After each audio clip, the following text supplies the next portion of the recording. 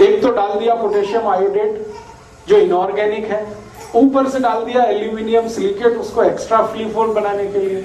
ये दोनों समस्याएं हमारे शरीर को बहुत कॉम्प्लिकेशन दे रही हैं। अब मैं आपको एक और जानकारी देना चाहता हूं जो आपको होनी ही चाहिए। यूरोप और अमेरिका में एक्स्ट्रा फ्री फ्लो नमक की जरूरत है, उनको जरूरत है। क्यों? क्योंकि उनके यहां सब्जी बनाना किसी को नहीं आता। वो बनी बनाई सब्जी लाते हैं जो पैकेट में आती है, डब्बा बंद आती है, और बनी बनाई सब्जी में नमक मिला के पैकेट नहीं बना सकते कि नहीं तो खराब हो जाती है। तो वो बिना नमक की सब्जी बना के पैकेट में बंद करके अमेरिका में बेचा जाता, कनाडा में बेचा जाता, यूरोप में बेचा जाता। अब उस सब्जी को खाने के लिए जब प्लेट पे डालेंगे तो ऊपर से नमक डालना पड़ता है, इसलिए उनको एक्स्ट्रा फ्री फ्लो नमक चाहिए। हमारे हिंदुस्तान में बिल्कुल उल्टा है। हमारे हिंदुस्तान में ऐसा कोई घर नहीं है जिसको सब्जी बनाना ना आता हो।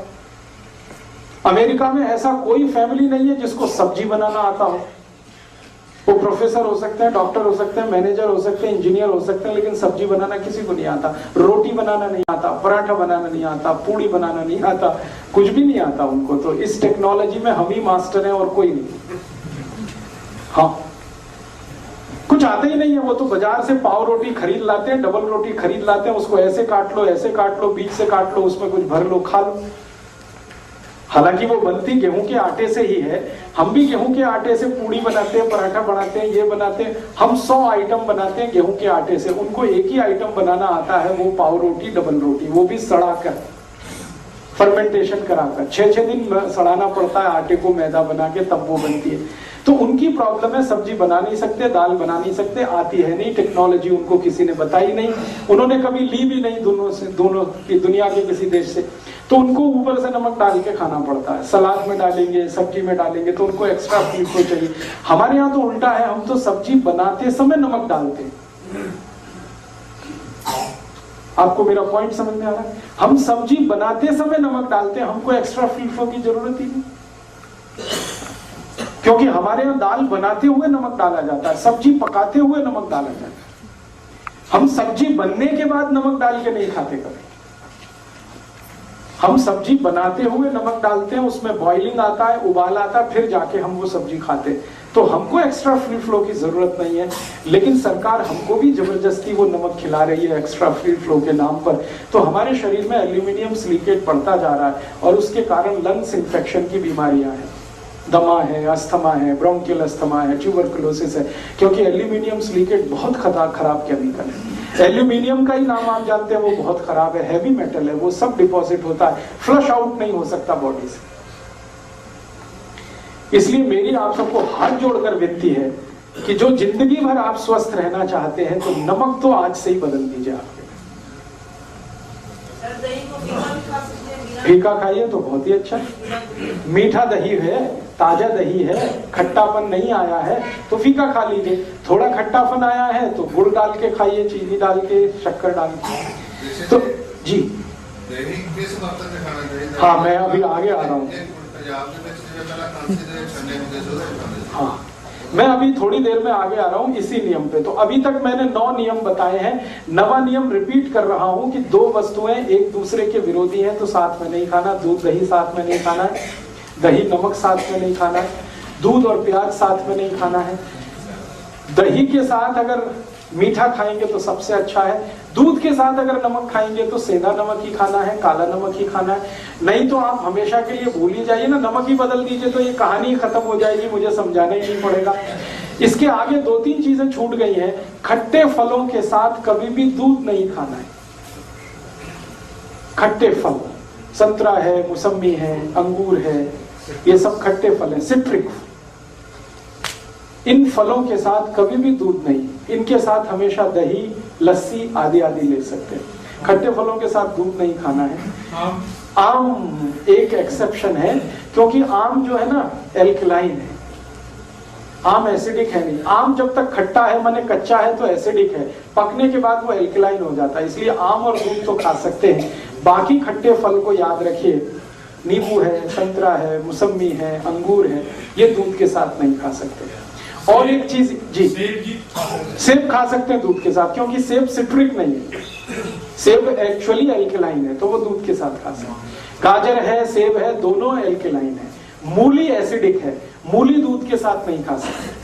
गाजर दूध के साथ खा सकते हैं, सेब दूध के साथ खा सकते हैं, चीकू दूध के साथ खा सकते हैं, केला दूध के साथ खा सकते हैं। जो एसिडिक चीजें हैं वो दूध से अवॉइड करिए, दूध के साथ मत लीजिए। और एक छोटी सी बात इसी में जोड़नी है, कटहल की सब्जी कभी भी खाएं तो उसके साथ दूध मत खाइए।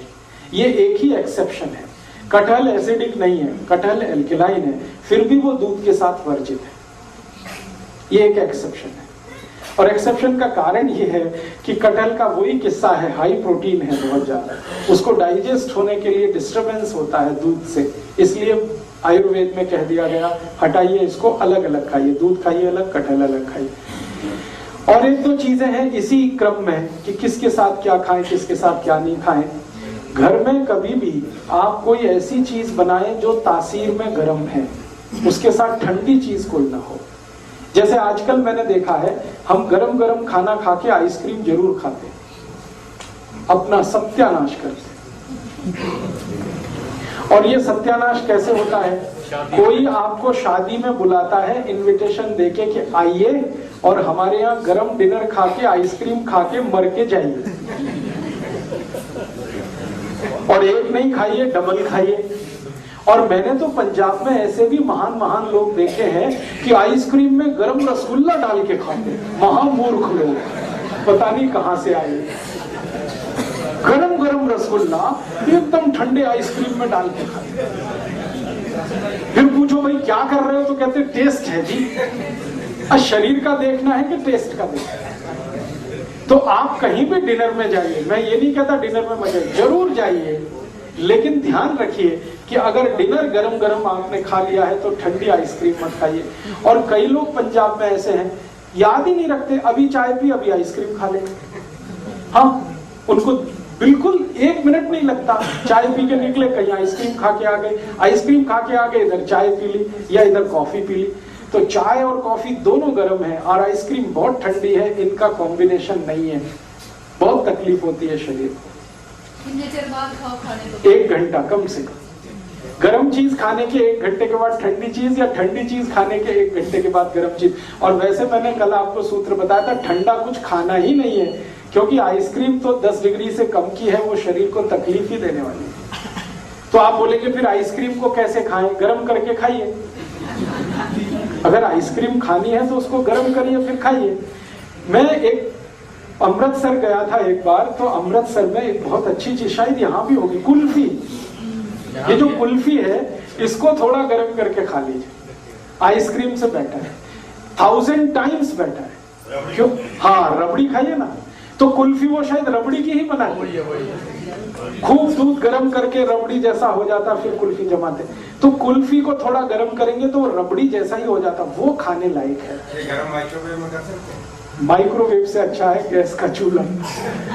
तो आप जो है रबड़ी खाइए, आइसक्रीम छोड़ दीजिए, कुल्फी पे आ जाइए और कुल्फी को हल्का गर्म करके खाइए, वो आपके लिए बहुत मुफीद है। कारण एक ही है कि आइसक्रीम में जितने केमिकल्स हैं कुल्फी में एक भी नहीं। कुल्फी में दूध ही दूध है, वो भी अच्छे से गर्म किया हुआ है, बस उसको ज्यादा ठंडा कर दिया तो वो जम गया है। आप उसका ठंडापन निकाल के खा लीजिए, थॉ करके खा सकते हैं। हाँ। और नहीं तो एक आखिरी ऑप्शन बताता हूँ, खाना ही है आपको, तो मेरा ये कहना है कि उसको सलीके से खाइए। जैसे आप कुल्फी खा रहे हैं ना, तो उसका तरीका ये है कि पहले उसको मुंह में रखिए थोड़ी देर, कुल्फी का टुकड़ा काट के मुंह में रखिए और उसको घुमाइए, तो जो लार है वो उसको अपने आप गर्म कर देगी। जब हल्की गर्म हो जाए फिर अंदर ले जाए। ये लास्ट ऑप्शन है। जब खानी ही है तो मेरी बात तो मानिए, उसको गर्म करके खाइए।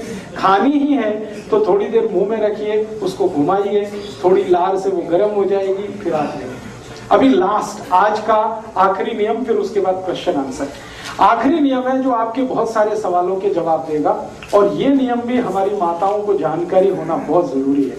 आयुर्वेद में अष्टांग हृदय में बड़ा जोर देकर बार बार रिपीटिशन करके ये नियम बताया गया, जो शायद बहुत महत्व का है, इसलिए रिपीटिशन बहुत हुआ है।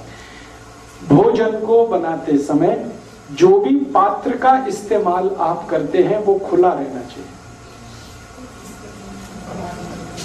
भोजन को बनाते समय जो भी पात्र का हम इस्तेमाल करते हैं वो पात्र खुला होना चाहिए, भगोना होना चाहिए, कढ़ाई होनी चाहिए,